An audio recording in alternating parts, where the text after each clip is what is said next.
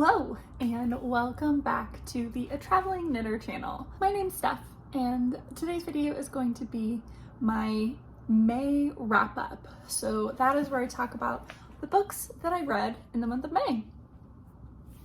I have two of them inside of this bag. I got this in an Illumicrate, and it's like a TBR bag, but like the first book I put in it didn't really fit, so I don't know. I'll probably just use this for knitting, just like all bags. I read a total of 6 books this month, and I will have the statistics on the screen of where they fell from a genre standpoint. But I was pretty even in that I read 3 adult and 3 YA books. So the first book that I'll talk about is, almost dropped it. The first book I want to talk about is Children of Blood and Bone by Tomi Adeyemi. I gave this book, unfortunately, 3 stars. Yeah. This was a pretty hyped book. I remember being, is it New York City? I forget where, but there were like billboards for this. When it came out, it was optioned for a movie or a TV show. And reading it, I wanted to like it. I wanted to like it more. Now, 3 stars doesn't mean I didn't like it. Like, I enjoyed it. I just didn't think it was as good as it could be. So, Children of Blood and Bone is a fantasy series. There's 2 out right now. I think a 3rd one's coming out. Last I checked on Goodreads. I thought it was a duology, but I think it's at least a trilogy. And this is about a land where magic has been like stamped out. So I'll even show one, like, naked, it's beautiful. Also, side note, last time I was at Barnes & Noble, they had a ton of copies of Children of Blood and Bone that were just without covers, and then you could get them with the different, like, tribe magic. So there was a huge marketing push with this, and it fell short for me. So here's the beautiful map, and okay, so your capital city over here, your main character, her name is Zelly, and she lives in like this fishing village. Is it Aloran? I can't remember. But her family is like fishermen, and it's only her brother, herself, and her father, because her mother was killed by the royal. There was essentially like kind of like an overthrow where the royal family, the king, stamped out magic, and magic is in certain people, and so they basically just killed all of those people. And Zelly's mother was one of those, and Zelly saw her mother be murdered, and so she kind of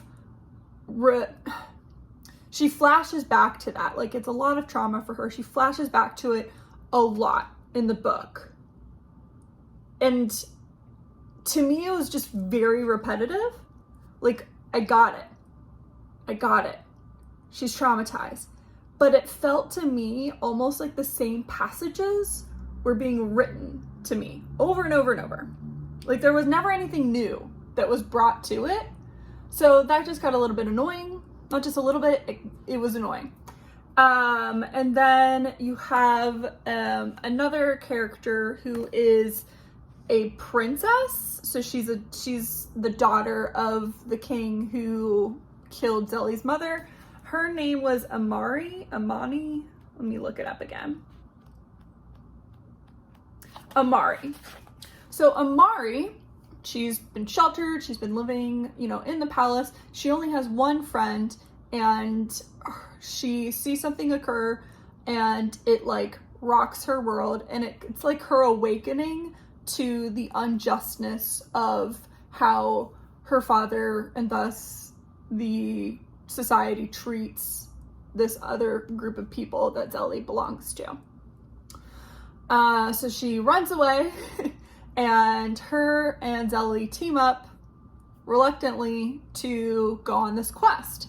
And as they're going on this quest, Amari's brother, who is like the crown prince, his name is Inan. Inan is charged with capturing his sister and thus Zelly. So you're reading from all three points of view. For the most part, you're reading from Zelly's. Zelly also has a brother who goes on this quest with them, and I can't remember if if you read from his point of view. I don't think so, but her brother's name was Zane. So it's a journey story, which is like my favorite kind of fantasy. But the issues that I had were the whole friends to lovers was not done well in this, in my opinion. I didn't think it was good, so that threw me off.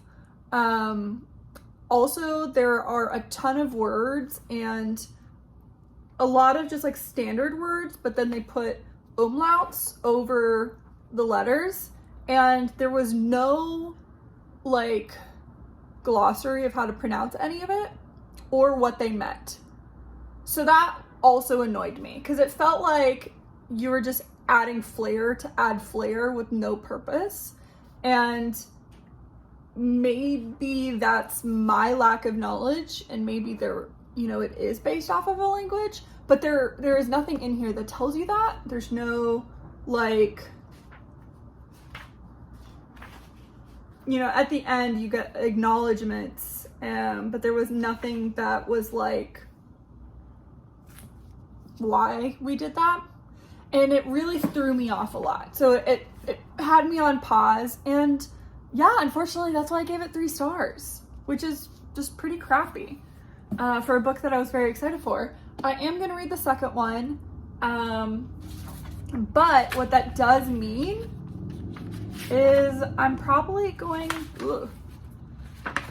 I don't think I'm going to buy the third one, and I am just going to, probably sell these to Half Price Books, or, so kind of a tale of woe. Honestly, this entire month wasn't this is probably like the weakest of my reading months this whole year. So then the next book I read was an ARC, but the book is already out. So I was contacted on Goodreads to try out this ARC program called Book Sirens, and it's okay. The thing, I read so many books, and I have so many books that I want to read, and so the way that this Book Sirens site is set up is that it recommends books to you. You can't go searching for ARCs. So it's just like whatever shows up, you can select. I do like that it gives you deadlines, though. I like that more than with what the other one that is like, for whatever reason, it's just like left my mind right now. But there is another site where I got ARCs from. And yeah, so Book Sirens, like the layout was nice in that you could see what the book was about. You could see what sort of genres it was. You got, a deadline for when they wanted it. They told you where they wanted you to post. So like for me, I'm not posted on Amazon. I never write Amazon reviews, and I try not to buy from Amazon, even though I do, but I try to limit my purchases from Amazon. But anyway, so this book came from that site, and probably will be the last one that I do, to be honest. So this was called Daughter of Carthage, Son of Rome by Kate Q. Johnson. I have my notes right there, so that's why I'm looking. I don't even remember what the names of the characters were, but you had a girl who was running away from her marriage. Basically, she left him at the altar. It was arranged. He was like a rich jerk. Her father, like, they were not royalty, because it's not royalty at that time, but you know, they're nobles, they're pretty wealthy, and her brother is taking horses to I forget where, because it's not Rome, and they're leaving Carthage, so it's another place, and Rome is at war with Carthage. So she disguises, she hides on the boat so that he can't take her home. And of course, once they get to wherever they were going, because now I can't remember, she's hidden with this family. And then, you know, she's like caught outside by this Roman who is her love interest. And it just, honestly, it was kind of boring. It was kind of boring. So I ended up giving it 2 stars. Yeah, you don't need to read it. It was fine. I don't regret reading it, but I will probably forget in like 3 months that I ever read that book. The next book is Mistletoe and Mr. Right by Sarah McQuiston. The first book is called The Tourist Attraction. I don't know if that's what the series is called, but it is a romance series that is set in Alaska at this like resort town. So the second one follows Lana, and she is the rich friend from the first one. She's the reason why in the first book our main character was able to afford to go to Moose Springs. And something major happens at the end of the first book that really sets up what this second book is going to be about involving Lana. And then the love interest is a guy named Rick, and my hair tie just broke. Cool. Gotta fix that because that's gonna annoy the crap out of me. Okay. Now it's like not even, but whatever. Lana's love interest, Rick, he's like a really quiet, divorced guy who runs the pool hall. And I remember the pool hall, but I don't remember Rick being that prevalent in the first book, like at all. So I couldn't even really remember who this character was. It was cute. I definitely like the first one like a lot better than the second one. So yeah, but I'm still interested in the third one, and I'm hoping that I like the third one more than the second one. I gave the second one 3 stars. Again, not a bad read, but I thought the first one was better. The next book that I read on my Kindle, I actually finished in June, but I was so close that I'm just adding it to this list, and that was No Offense by Meg Cabot.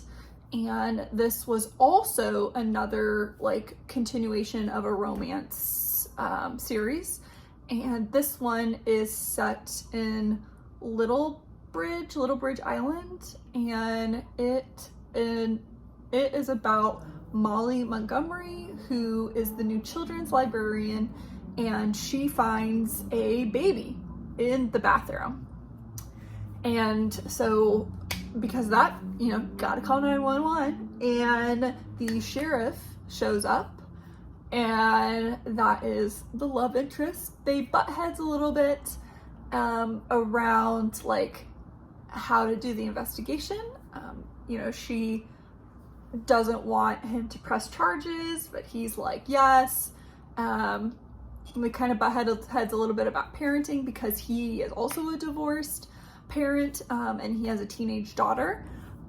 What I did like with the relationship was that there wasn't any sort of, like, there was no animosity between the father and the daughter. There was no, like, anger between the daughter and the love interest. They didn't try and hide, he didn't try and hide it.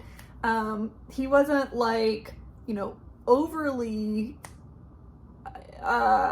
informative about the relationship, but it was like, yep, this is the girlfriend, done. So I like that. I like that about it. It was, you know, it's a very fluffy romance book, but it didn't have the unnecessary angry dynamics or like angry teenager. Yeah. So I gave that one 3 stars. I don't know if that's the last book in the series, because there's a prequel that I read, and then there's the first book, and then there's a second book that I just read. So maybe there's 3. I feel like romance series tend to have, like, it's a trilogy or a quartet. Okay, I have another physical book, and that is The Girl in the Tower by Katherine Arden.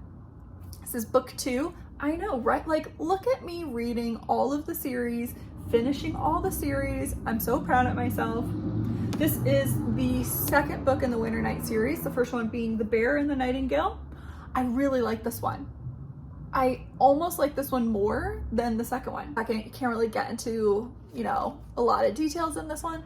But in the first book, this is set in Russia, like way back in the past. And Vasya in the first one kind of grows up from child to adulthood. Her mother dies giving birth to her, or like when she's very, very young. And her father goes to Moscow, brings home a new wife, and this new wife is not really into the old religion or the old ways, and she wants, I think it's Christianity or Catholicism. She wants religion brought into the village, and it's just not for Vasya. Vasya likes the old ways. She's a little bit wild. You know, she wants to run around and give thanks to, you know, the kitchen Doma, the spirit that is in the bathhouse, the spirits that are outside, like the selkie that's in the water, and yeah. So, you know, she doesn't want. She's not like she doesn't hate her stepmother. It's just they don't see eye to eye. Her stepmother brings this priest or holy man, and he just has it out for her. And in my TBR video for June, I put in like the Frollo reference. Absolutely. Like, I can't believe I didn't catch it earlier.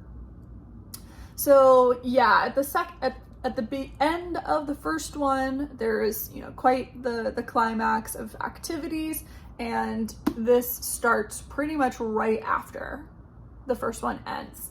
And this one is a bit more of like travel-y quests novel, and a bit of like disguising herself as a boy. So really, really like this. Very excited to read the third one and finish the series. Definitely not a series that I will get rid of on my bookshelf. And I gave that 4 stars. And then lastly, the audiobook that I listened to this month was Daughter of Deep Silence by Carrie Ryan. And this is YA, and it was thriller. In my May TBR, I couldn't remember what this book was about, but then once I started, I was like, oh, that's right, that's why I picked it.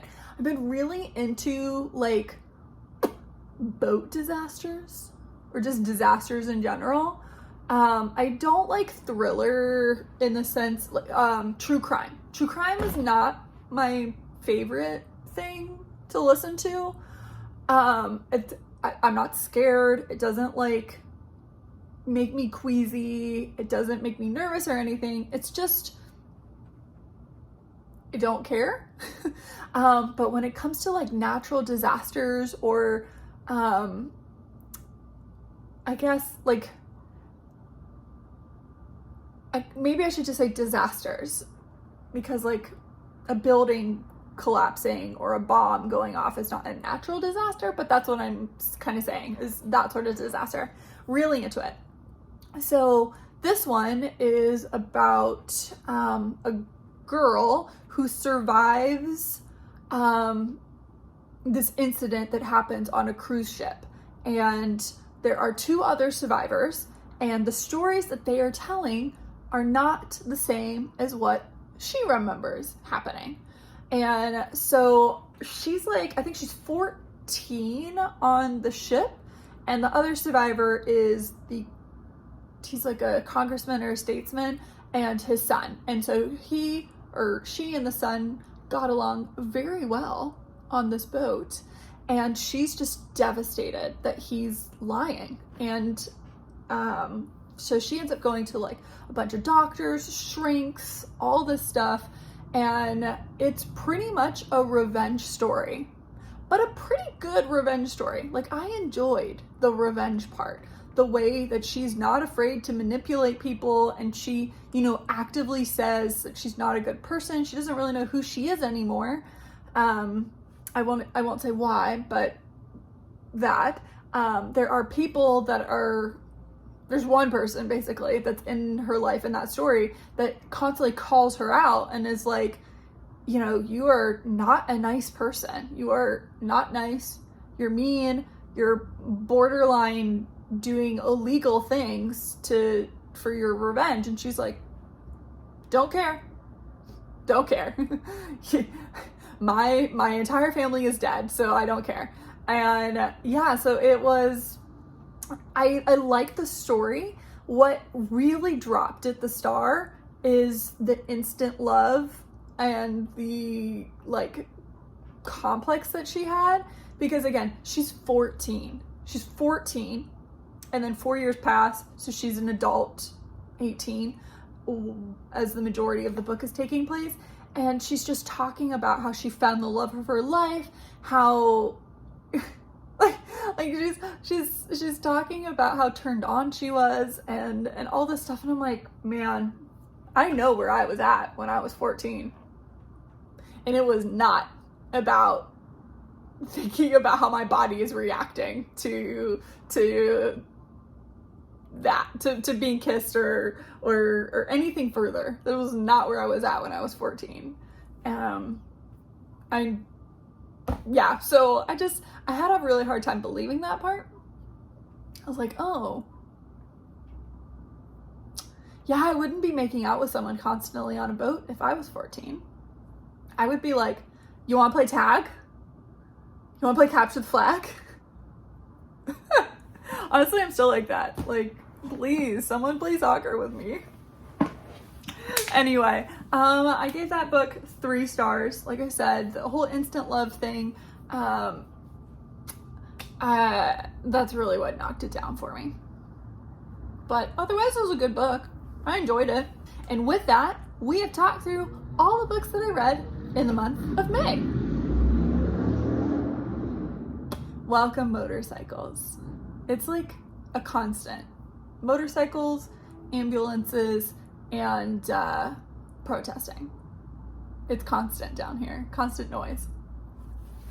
Thank you for watching. I hope you enjoyed the list. I love lists. It's probably why TBR and wrap-up videos are my favorite videos in BookTube. And I always want to make a list myself. I don't stick to them very well, but it's like a good guideline. And I'm already making my way through books for this month. Very excited. Thank you for watching. If you have any comments about the books that I read, or if you have any thoughts, let me know down below or message me on any of the social medias that I would have shown at the beginning. Don't forget to give it a thumbs up if you did enjoy it. As a side note, I did discover that I can love a video from the TV. Like, you can, there's like on my computer or my TV, there's like the 3 dots or something, and then it says like thumbs up, thumbs down, or whatever. So yeah, you can thumbs up videos from watching it on your TV. So just in case you didn't know.